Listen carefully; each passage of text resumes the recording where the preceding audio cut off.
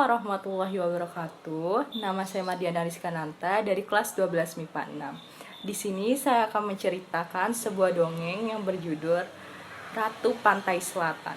Pada zaman dahulu terdapat di daerah Jawa Barat terdapat sebuah kerajaan bernama Kerajaan Pajajaran. Kerajaan tersebut dipimpin oleh seorang raja yang sangat bijaksana dan arif. Rakyat di bawah kekuasaannya sangat bahagia dan menghormati sang raja, karena kepimpinannya membuat hidup para rakyat sejahtera. Raja tersebut bernama Raja Prabu Siliwangi. Sang Prabu mempunyai cukup banyak anak, salah satunya bernama Putri Kandita. Ia adalah seorang gadis yang sangat cantik jelita, baik hati dan memiliki sifat yang sama seperti ayahnya, Sang Prabu Siliwangi. Sangat menyayangi Putri Kandita dan sering bertambah usia, Putri Kandita semakin memiliki paras yang cantik dan area ia merupakan anak tunggal, maka ia sang calon pewaris tahta Raja Prabu Siliwangi kelak.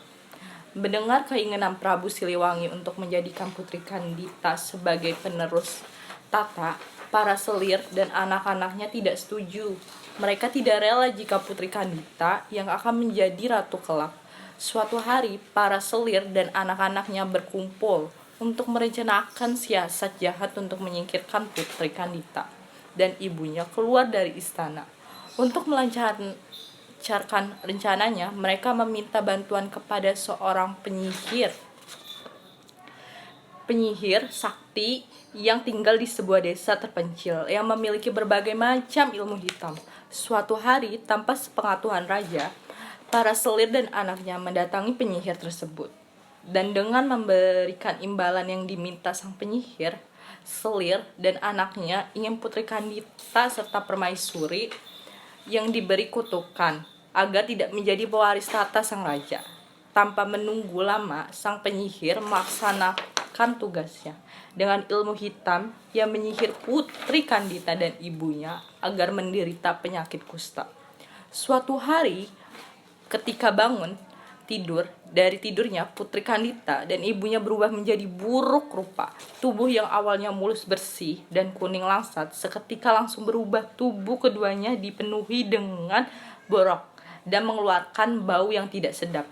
Putri Kandita dan sang permaisuri mengidap penyakit kusta yang tak kunjung sembuh. Prabu Siliwangi yang merasa heran melihat penyakit aneh pada kedua orang kesayangannya, langsung memanggil tabib istana untuk melakukan pengobatan. Tetapi setelah dicoba dengan berbagai macam ramuan, sang tabib istana tetap tidak dapat menyembuhkan mereka. Penyakit Putri Kandita dan ibundanya bertambah parah. Tubuh mereka semakin lemah karena tidak dapat mencerna makanan dan minuman. Putri Kandita yang masih muda dapat bertahan menghadapi penyakit yang dideritanya. Namun sang ibunda yang sudah tua ternyata tidak dapat bertahan hingga akhirnya mengembuskan nafasnya terakhir. Putri Kandita dan raja sangat terpukul dengan meninggalnya permaisuri. Selama berhari-hari, Raja Prabu Siliwangi termenung sendirian. Ia merasa sangat sedih karena orang yang paling dicintainya sudah meninggalkan dunia terlebih dahulu. Namun sang Prabu pun merasa sangat terpukul melihat kondisi Putri Kandita yang tidak menunjukkan tanda-tanda kesembuhannya. Ia merasa sangat cemas karena Putri Kandita yang akan meneruskan tahta kerajaan. Suatu hari, para selir dan anak-anaknya datang menemui raja untuk menghasut agar Putri Kandita diusir. Awalnya raja menolak, namun karena takut penyakitnya menular, dengan terpaksa Prabu Siliwangi menyetujui usulan tersebut.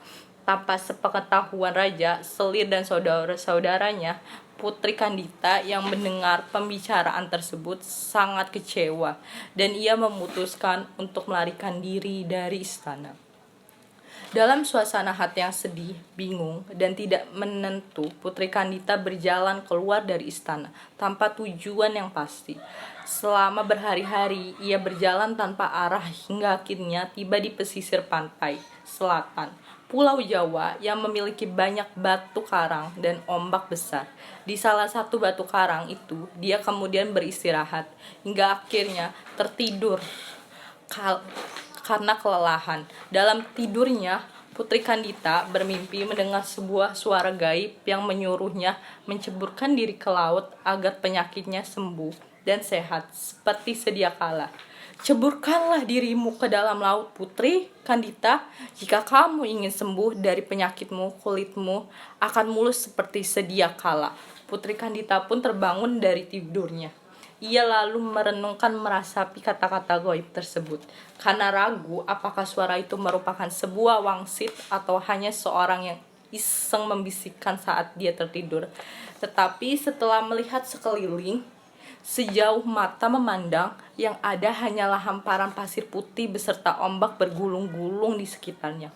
Oleh karena itu, yakinlah Putri Kandita bahwa suara goib tadi merupakan sebuah wangsit yang harus dia laksanakan demi kesembuhan dirinya. Meyakini bahwa suara itu sebuah wangsit, Putri Kandita segera melakukan yang diperintahkan. Sangat ajaib, ketika menyentuh air, seluruh tubuh Putri Kandita yang dihinggapi borok berangsur-angsur hilang dan menjadi mulus kembali. Kesembuhan Putri Kandita tidak membuatnya kembali ke istana.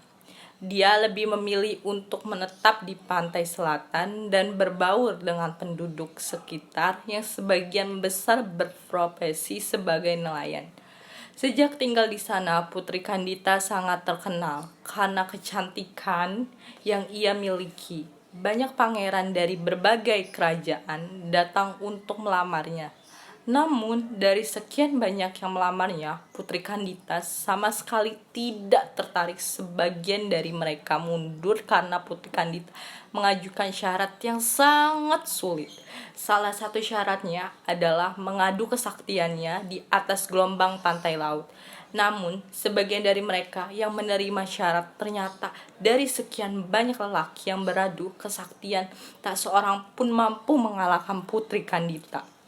Mereka akhirnya menjadi pengikut setia yang selalu mengawal sang putri kemanapun dia pergi.